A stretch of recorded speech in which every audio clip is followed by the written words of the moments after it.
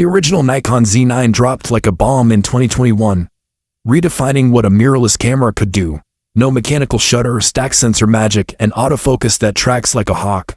Pros loved it for sports, wildlife, and even video gigs. But Nikon isn't resting on their laurels. With the acquisition of Red Digital Cinema, the game has leveled up. Leaks suggest the Z9 II isn't just an update.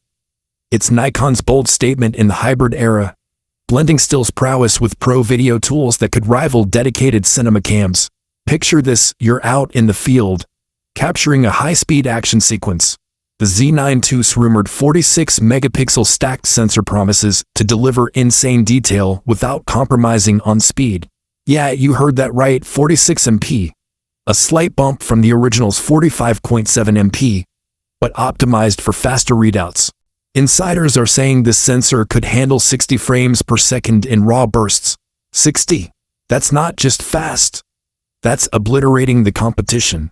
Think about it. Canon R1 does 40 frames per second. Sony A1 II is rumored around 30 frames per second. Nikon could be pulling ahead here, giving you blackout-free shooting that feels like cheating. But wait, it's not just about stills. The real juice comes from that Red integration. Leaks point to 8.3K video support. Yes, 8.3K, which is basically oversampled 8K for mind-blowing clarity. And it's not some gimmick. We're talking raw video recording with Red's proprietary codecs baked in. Imagine editing footage with latitude that pros dream of. Deep shadows, recoverable highlights, all without needing a separate cinema rig. Nikon is positioning this as the ultimate hybrid tool. Perfect for filmmakers who shoot weddings one day and documentaries the next.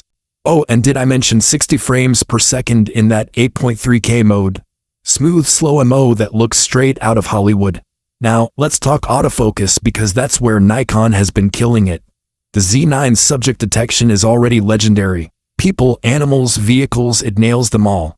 But rumors say the Z9 II gets an upgraded X processor. Possibly a dual chip setup like we've seen hints of. This could mean even smarter AI-driven tracking, with better low-light performance and fewer misses on erratic subjects. Imagine locking onto a bird in flight at dusk, and the camera just sticks like glue. Plus, there's talk of enhanced face and eye detection, including content credentials for secure metadata tagging.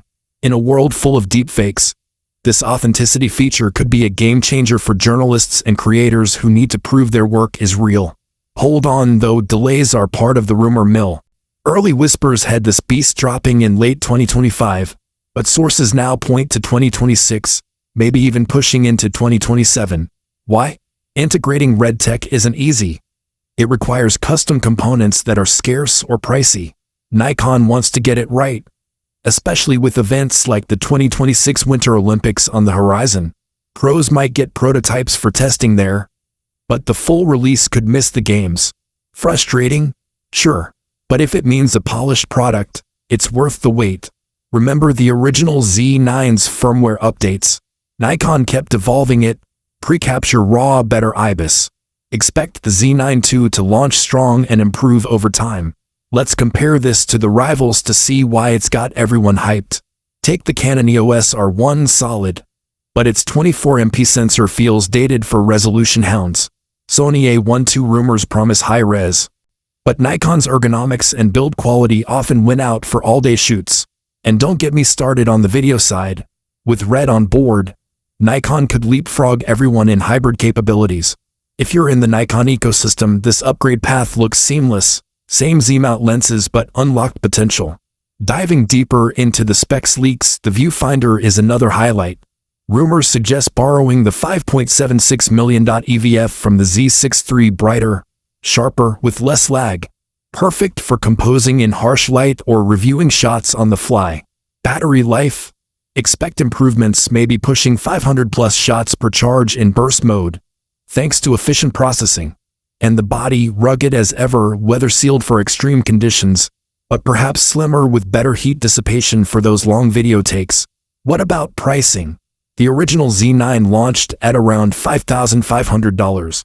Leaks hint the Z9 II could creep up to $6,000 or more. Given the Red tech, worth it? If you're a pro earning from your gear, absolutely. For enthusiasts, it might mean waiting for deals or considering the Z8 as a stepping stone. But imagine the resale value the Z9 holds strong even now. Let's think about what this means for the industry. Nikon acquiring Red was a shock, but it signals a shift toward converged tools. No more silos between photo and video. The Z9 II could be the poster child for that. Filmmakers get pro codecs without bulky rigs. Photographers get video as a bonus. And with 8.3K